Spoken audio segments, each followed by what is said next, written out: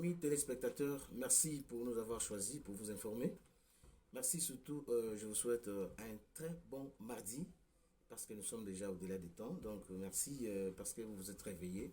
Et se réveiller aussi, c'est pas l'habitude comme le frère Patrice le disait. Hein? Le frère Patrice disait, habitude. Merci à toi parce que tu es réveillé et tu es devant votre téléphone pour suivre cette émission dans Ofranel Télévision. Donc, gloire à Dieu parce que c'est le Dieu, le Tout-Puissant, le Créateur du ciel et de la terre. C'est lui qui nous a dotés, il nous a donné encore le souffle de vie. Dirais-tu peut-être que c'est toi qui es plus important, très important par rapport à ceux qui sont morts? Non. Ou à ceux qui sont dans les hôpitaux? Bon côté. Donc, Zamba m'a demandé à Lingi, to la mukanaton walilo, parce que ça la makamno selon volonté na yé. Yango wana topesi merci et puis topesi bino pe merci parce que vous êtes très nombreux à nous suivre. Je reviens aujourd'hui juste pour 2 points. Ces 2 points, c'est juste pour éclairer ce que nous avons vu comme document par rapport à l'Ikambo Zota la concession Siluano. Siluano est allé concession, il y a Patriarche Kimboja de son vivant, mais il y a des perturbations qui se passent là-bas de manière impossible. Alors, on a une émission les cas qui quand je revenais pour rentrer à Kikwit, je vis un groupe de gens. Donc, à côté à Siluano. Je ne savais pas que Siluano nous a placé son nom. Alors que je me suis mis debout, je me suis arrêté. Papa journaliste, papa journaliste, c'est comme ça que nous télémaka. Ça, on a quoi inkibo vanati on funo. Mona bona mikanda na maboko, mona bona babima mingi na maboko, mais nous avons voulu peut-être rester ensemble pendant quelques temps pour qu'est-ce qui se passe dans Makamuna Bango. Voilà. Ce qui se passe est que ils avaient la concession au Babengi Siluano. Concession on a ils ont à plus de 20 hectares ou 24 Nenge Bayepsibiso. Alors cette concession appartenait à M. Kimbonja. Selon le dire, il y a bande de côté place. Alors M. Kimbonja de son vivant, M. Matadi Nenga, donc le bâtonnier avec beaucoup de respect parce que je le connais, et puis il a fait respect belé. Azali Bokilo ya Kimbonja. Abala mwana ya Patrias Kimbonja, moi si. Alors, c'est là le document où va présenter Kibiso Oyo, M. Kimbonja a écrit. Après ça, qui concession na matadinenga te, mais na bakoko, na yedo, na bana matadinenga. Bana on a bazaki mike, puis bazaki musika na Belgique. C'est comme ça que leur papa, les bâtonniers matadinenga, moto a signé qui na place à bana. Alors, makamonge salama qui est belé, qui n'est qui, bon, moi, tout contre un détail belé, parce que ça, comme tout le monde a beaucoup de to loba. Et il y a que babenda na kina makam oya bango patriarche ye moko yebi pe à son âme parce qu'il a kufa. Et puis parce que concession les alliés aye bakunda ki wana après sa mort sa femme aussi a kufa ki bakunda ki bango wana. En dehors il y a bango na mama bakunda bango place wana pe bakunda pe bandeko mususu donc bana ya Kimbonja mususu ba petit fils na ye ba real fils na ye même des amis ba o azako fana bango bien azako pesa bango place azako kunda bango pour dire que réellement les alliés concession na ye. Alors, en 2015, il y a que que Bayokani Malamute, yé na Bokilo na yé, mais c'est Kimbonja qui est obligé à récupérer concession. Je ne sais pas pour quelle raison. Moutazana a raison à évoquer. Na ba correspondance ou toujours avec Sabino parce que chacun a fait une explication na yé ou Moutou na Moutou a comment qui ou y a quoi que nous besoin pour nous kabana. Des côtés du bâtonnier. Son avocat, il s'appelle Fumunzanza Fassou. C'est lui d'ailleurs, Moutakene Osamba Makamona Batouana. A Komela ki Kimbonja. Paix à son âme. Makamunyo Sundenge Leka ki Nandenge Bafundana ki Nandenge Bakoma Kokende Zaki Malamu Mingete. Alors, bah, un gire negar, il y a Matadinenga. Tina ba réseaux sociaux, Ndenge Bakomina Mukanda, ba attaque Makamibele Bele. Et il y a que la pression wana ndé ba ko sala ba sedaki bazongisaki yango mais en lui demandant toujours pour na ko sala mikanda nango na ndenge zo senga. Et puis dans la même correspondance le maître Fumunzanza donc l'avocat le maître Fumunzanza avait demandé au patriarche Kimbonja que la batunaye mo tamoke ba démonter ba hangar ba longola ba brique ba machine o ba salaki ba longola na concession. C'est cette lettre que voici. Alors, Kimbonja, Tangwazo Kiango, Ndenge Balobi, à partir de la lettre, les conservateurs, na date landaki, à Sengaki donc côté Zaki le 24 septembre 2015 la lettre Oyo Fumuzaza Komaki et puis le 3 novembre 2015 de même année donc le conservateur avait demandé na avocat bazong selaye original ya contrat pour annulation mais la lettre wana mususu mona que conservateur baki soki banini soki original yete à cause la recours na ikaka na ba photocopie nango parce qu'il y avait déjà une lettre. On ne sait pas qu'est-ce qui s'est passé. Le patriarche est mort. Avant sa mort, à ça il communiqué, il a vendu sa concession à Teki une grande partie. À Teki lango batu, basombi batongi banda kuna bango. Selon Badir Nabango, l'ex-ministre Mata Dinenga Azaï Golekawana, parce qu'il y a tant aussi ça qui, il était aussi parti acheter de l'autre côté là-bas.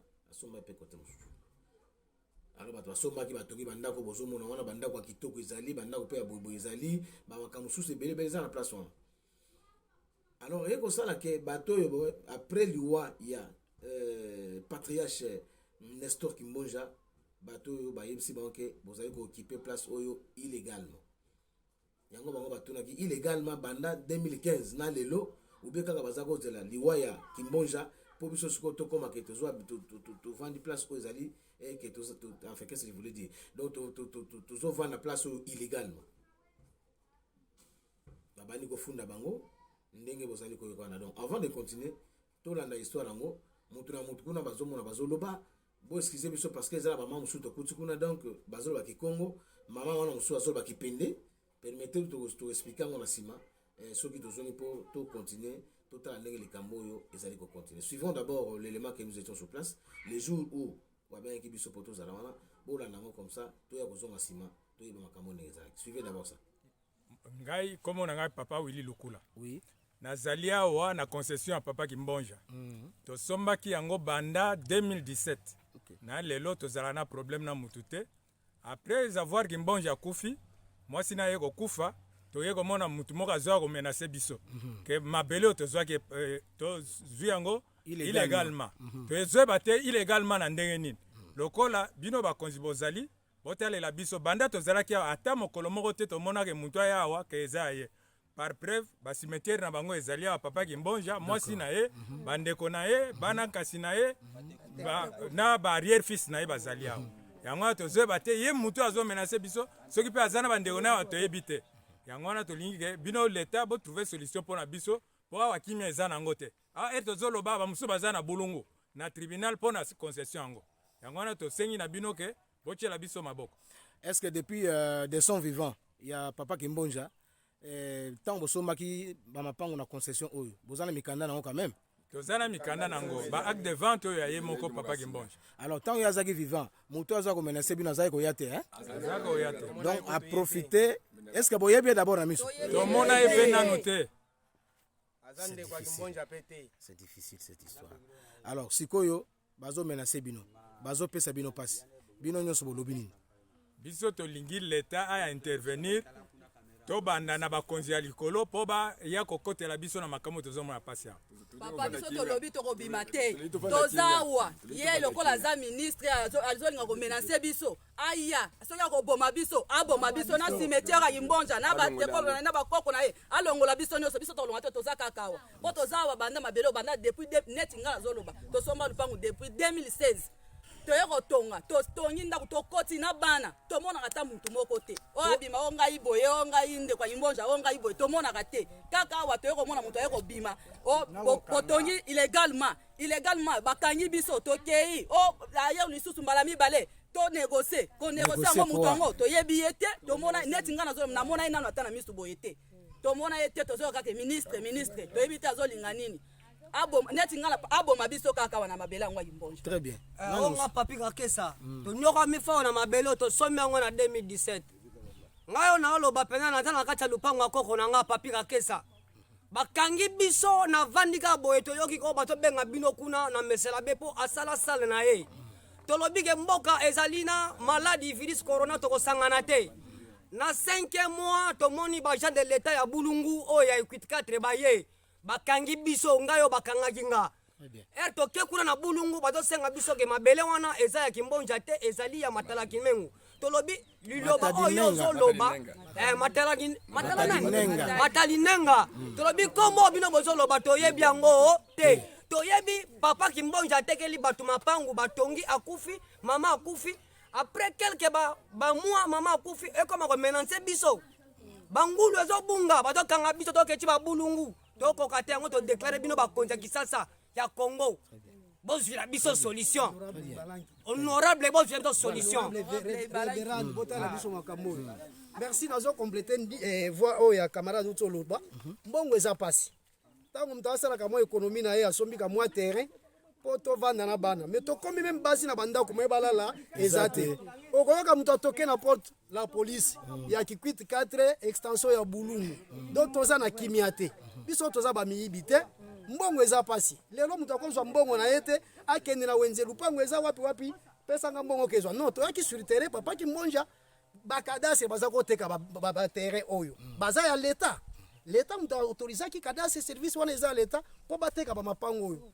Je crois papa journaliste otamboli omoni baveni nyonso eza tout à fait normal mais sikoyo lelo ndenge nini ekoma moto oyo biso tomona te toyebi ye kutu te baya kobenga biso boya tantôt bon négocier na ete tantôt bon sali occupation illégale. Nous avons des actes de vente ya fait Kimbonja na maboko na biso bon sikoyo lelo tokoya ko négocier na soki honorable soki ministre en fonction toyebi te donc ya yebisa bino gaza ministre ya soki ya nini bazobenga bon alors ya moi tozoba honorable Ibalanki bana na yo bazo souffrir honorable Berand toza na ko souffrir à bientôt la chef de l'état koya biso tango peut-être era koya biso toza na bulungu bakangi biso po toza na bato akolobela biso te bozo makambo ona maboko soki descend sur terrain botala o bozo yoka mutu na bino journaliste a se sacrifier na se ya moi toza ebele toza une 80 centaine ya population dommage ba ebele ba keluka et moi eloko akoteka po baliesa bana bo kita sur terrain bo trouver une solution bo zela te lobi boyoka okuna bato ba mibeti bambeli okuna boye na boye boya ko kitisa ba avion ya mbangu ngonga ya ngoyo boya bo trouver solution. Merci. Oui, mais c'est Desil Kabamba. Très bien. Nasombaka lupangu awa na concession ya Kimbonja depuis 2017. Banda tozalaki bana mikie toyebi concession oyo eza concession papa Kimbonja. Mais chose drôle, après liwa ya papa Kimbonja, tokomi tellement menacé. Na moto azo ko agresser biso toyebi ye pété. Soit disant ministre Matadi Nenga. Afundi biso neti ngai penza na zoloba. Nakangamaki nakendaki ti prison ya Bulungu. Moto afunda kingai pour la confortation à mon anakité. Mais l'État est imposé kingai ba sali sanga document na signé que soki aye na négocier na ye. Na sala ki document pour na sala ina posa liberté. Mais ye mutu na tikala ko mona yete na tikala pe ko yeba epete. Malamu ye moko l'État na sengi epa na bino ba konza likolo bo sala jugement ya malamu bo yeba à qui les droits eza nani parce que tozana kata ko souffrir oyo tozwaki na temps wana lelo peut-être eza possibilité ngo lisuste tozana kata ko nyokama pona ko luka mbongo to sengi kimia epa na biso population epa na bino pe ba konzi ya mboka papa mugawa mesuma lupangu na pa Kimbonja badokumana munu mugena yo ya Kimbonja na maboko mugena mbongo fe lupangu angwena mpi musumba fe na mbongo diku kandambo afya chamba mona na mva pesa kandambo yo na tibu mugena kacha lupangu mzompi ya bako tugena yo ya manzaza mugena mbongo fe muge pauvre ona metu kanzwa mandala muge vala kanzwa mandala kana uluta pampi ngadila munu mebubu ya muge lala vela kanzwa ngwena ntima ge ya kubela tansoge shite msana makambo ya Matalinenga yani viname sime mona ntv muge wakajina foto mpime mona ve kamuge wande bebe ba mibi be kusatu ngana ntoto na munu gimubi ango muge za ve age kanga beto yanke awa bete sesa ngemba ngemo shinge tubila beto ngedidila beto ya bete tu banzambi mpigewa ngelu vunu ve bete ba mibi ve mais pesi abetu solution bien na kati ya makambo tana kikongo kima papa muitu ga mingi talen mumtu ngabutile kaka mona ala mumoshi mona lo nunganyi lulu munami wa mkhetu wa buto omnenjwala twakulisa wa mwangola lulu wa mya mwangola azulo tunda mbuto njitwa twa mbongo kenejile msumbo olupango ngudi muga panti tata ga panti gekedi ngudi genyo gene ngono za mufutile meo embongo me kapanti genyo shita msumba ko matari menga mwene kana nangi oumesonge kumjia ndo okumona ngaki ndo wawa mavwenji mkundana kyanu za kuzamo tutalala wawa kala mavwenji wake mukinga kyaude kimbonja mbafe mbatunyogole papa ngamona ngai mwene papa kimbonja shouri no mtu wa mudigile o mavua samba kwamba mbogi mbonja hawe chile muzura mugi muibi lulu mugi muibi ge mbonja ni ake mutudigila no nuneswe mugi muibi vota to mdie matari menga ogumesa to moniko ogu ole mbale amugami obi homoto logetu tono muvaka uvege ministre nga ministre watu ni ministre wa mbiji eswekeji tu mona getu numesonga iko merci tata yangu solution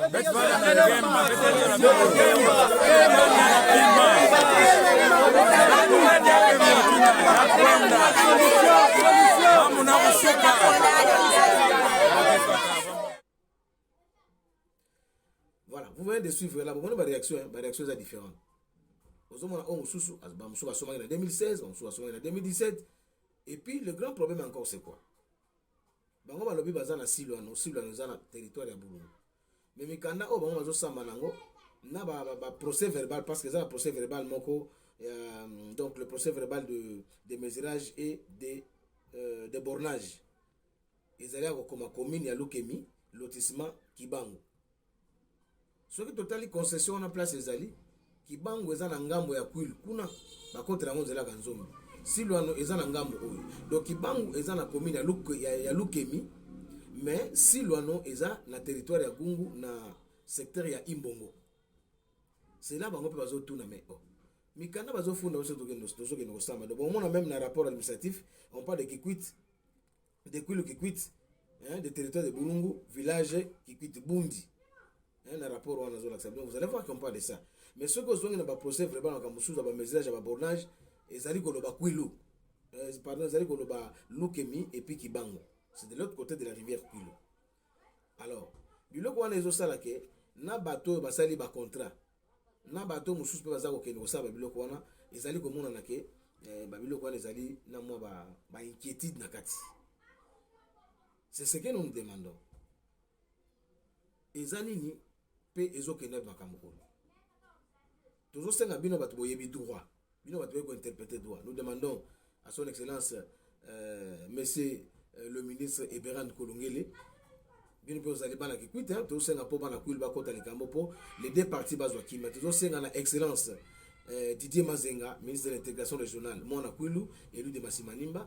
Nous demandons aussi à excellence Ibalanki bango soit la kikwit baza pe ba juriste bata droit bomeka kotala likambo po bana oyo na bandeko o na ba population o baza koto bakoka kozwa kimia parce que na kati ezomona na comme si ya langue suroche ba document mususu aluki meza na kati ba document mususu kikwit mbunde za na kati ezana bato oyo bake baye komela bango ba contrat collaboration bango moko ba kolo ba contrat bazo yebate et comment que kuna ndenge nini pe basala ki ngo ndenge nini ngo to tuni bango balobi ke tango bakende ko samba baza ko tuna bango ba document wana tango batikali ko tika ngo et ba changer yango selon bango balobi ke ba scanner yango. Ce n'est pas moi qui dis hein. Donc bango balobi ke ba scanner ki yango et ils ont modifié.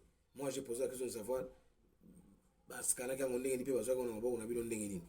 Donc voilà en fait dans cette situation likambo zo tambola malamu mingi te zali yango wana. Nous voulons voir clair dans cette histoire pour que cette population base à la paix ba comme kimia parce que bazawana ba kobi dépasser dans l'événement et puis makamego osamba kitonga malamu te. On a arrêté beaucoup ba kenenge na bulungu samba ko futa ba mbongo 1 million ba 600 000 ba 400 000 ba yeba ka tetina nango ba futa la kezani. Cette fois-ci ba une décision ba lobi likambo te bango ba kokufa. Mais dans cette émission aussi je suis en train de comprendre makamego te. Na kati kuna ezana ba te plateau mandanga minene na mona ba benga bango te. Neti ndako bozomo na kitoko wana ezali flat ezali ba biloko ebele ba bar ba nini ezakuna mukolo place wana akenda kosamba na nte ezape na bato musuba za mandako place ce sont des opérateurs économiques o bazali sur place na ville batekaka ba kenda kosamba te bato bazo no samba kuna ce sont des paisibles citoyens bato bazanga moyen na on tezo senga bino ba konza kulu botela absolument kambo. Je crois que ceux qui bato bazo kimia ko sala bien et surtout que l'état de droit ezali pona bato nyonso et surtout que makamotali justice ezali pe cheval de bataille chef d'état afin que justice est vraiment indépendante. C'est comme ça que tozali ko senga na bakonzo bazolanda biso bolanda bacitoyen oyo bamilitant oyo bapopulation oyo ndenge bazali kosouffrir bakangaka bango tout le temps bakende na bango na bulungu payer le billet aller retour leloko bango moko baza na bacontrat baza na baacte de vente baza na makambo ebele et puis bakopesa biso mikanda oyo po toyeba qu'est-ce qui se passe dans cette histoire. Voilà, donc en un mot yango tozosenga na bâtonnier Matadinenga na trempe na yo et puis na ndenge oyo ozali na ntango bayeba yo mpenza donc na place o même nga na yebi yo. Je crois que place wana eza place moko ko baby sa réputation ya les grands bâtonniers comme vous. Non non non, ça je ne suis pas d'accord avec ça. Moi je crois c'est quelque chose de laissé. Ça va t'ajouter rien, ça va te retrancher rien. Excellence na yebi. Il faut baxira tele au monde. Il faut baxira tele au monde. Et ça malamu kututé tant déjà makambo so bani ko zo ba en plein ba réseaux sociaux ba makambo belé et ça qui te communauté donc essaie un peu de réfléchir dans cette situation afin que makambo ekoma kimia. Avant de terminer cette émission, bon on a les sous ndeko na biso wana mobali, il va vous le dire. Yé na côté na yé, qu'est-ce qu'il a pu constater comme anomalie na kata situation. On suivez-les et puis on clôture. Na kombo ya Christophe Matiti. Alors oui. Nazali moko ya bandeko yo basombaki mabele na silwano na maboko ya papa Kimbonja. Alors en réalité biso tozomona makamte sauf ndeko wana o babe abengami na kombo ya honorable Matadinenga. Azali bokilo ya Kimbonja. Et yende mutu azya ko perturber liberté na biso kuna na concession ya Kimbonja na silwano esika o ta mokolo moko te to monaki. Mais na histoire ndenge to moyebi na ndenge to monaki na misu na biso. Papa Kimbonja apesa ki ye concession wana po asala misala na ye etanke bokilo na ye abala mwana na ya mwasi. Et mais to yebite ba problème nini ekwela ki bango kuna. Papa Kimbonja ayego longola ye na mitukaneza ikuna ba machine nyonso elongwaki akenda kosomba côté mususu. Et à partir ye alongwaki Matadinenga papa azwi initiative ya koteka mabele na ye. Et population bao bazaki na mwa makoki nde basombaki biteni ya mabele et papa eraye kokufa baye kokunda ye pe wana. Mais mama pe akufi bakundi wana ndeko na bango msuya mbali bakundi papa Matenzi pe asona bakundi esusu wana papa ya Sumbibazo. Mais chose étonnante na simaliwa ya papa tu komona un certain Matadinenga lobi eza mabele na ye. Mais eri ya ye kobima c'était na ministre honoraire eri ya bimi na situation wana et tozwaki dossier ya mabele wana entre Kimbonja na Matadinenga. Na dossier wana toye komona Matadinenga azali na certificat bien sûr basali session papa apesaki ye mais aye ko annuler donation wana par rapport à la situation bazwaki. C'est comme ça que asengaki sous na conservateur asaleli ye certificat mususu oyo permetaki ateka mabele. Mais chose étonnante aye ko bima azo menacer liberté ya bato kuna nde toye na presse etalela biso bakonzi batala biso likambo oyo na justice. Eh ben non, Moutouana aza na droit ya menacer population parce que certificat ya Kimbonja ya 2016 est en cours de validité. Mais ya ye Matadinenga to yaza na ngope na ba annex ya ba dossier na biso ezalaki annulé na conservateur de titres immobiliers. Alors est-ce que ndenge yo lobi wana apparemment vous êtes sûr que ba annulé ki yango penza? Ezali annulé ba document nyonso ezali parce que to sombi et papa a été souple à Pesibiso ba dossier wana nyonso mutu nyonso asombaki mabele kuna azana dossier mobimba ya plus de 20 copies ya ba correspondance na oyo pe Matadinenga a désistaki à lobino de ma précieux leki je vous remets votre concession. Et d'ailleurs c'est la lettre qui avait permis na conservateur et motiva qui conservateur apesa Kimbonja certificat mususu. Alors cette lettre là existe je crois. La lettre existe dans les dossiers. Même lettre sommation il y a déguerpissement au tribunal ya Bulungu et komelaki Matadinenga ezali pe na ba annexe ya ba dossier o ba pesa biso na annexe après acha mabele. Alors siko zo senga nini? Non tozo senga quiétude parce ya kokoka kolongola biso te ba konzi bisika o ya zoke kofunda na ba konzi judiciaire na tribunal na parquet bazwa connaissance na ba annexe wana na ba correspondance wana nyonso bapesa biso raison totikala libre na mabele wana. Je vous remercie. Merci Nabino Batolandi biso chate apparemment parce que oh nyonso ya lobi boyoki. Vous-même aussi bandeko bozolanda biso pe bana ke kwit bana kwilu wana pe baza ba bandeko na bino ba population na bino bo réagir bo tala soki nini to sala di kamangwana pour te batono so kimia. Grand merci à toi, la bouche autorisée, la ville de Kekwit, lui s'appelle Jimmy Pika. Donc le leader d'opinion, il est donc Topesi Mbote Belé et pourquoi pas à maman Charlène Pika Mwamba, son épouse, Topesi Mbote Belé, na famille na bango Mobimba. Et nous disons aussi bonjour à ceux qui nous suivent de loin ou de près. Bato bazona biso na musika pe Topesi Mbote, plus particulièrement à Teski. Mayoko Topesi Mbote Belé, Topesi Mbote Belé na ba procès qui nous soit palou. Bo bazona na biso et plus particulièrement na ba o bazo sala sur place en Kekwit la province. Merci beaucoup à vous, bazo na biso na Poto, bazo na biso na Kinshasa na Goma. Topesi bino merci pour cette fois-ci, nous croyons que on va se bino toko voter les sous muzoba na bino toko voter les sous toko voter les sous bino toko voter les sous sha muzoba na bino tutachagula tena mwe tutachagula tena ujinga yenu mwe tutachagula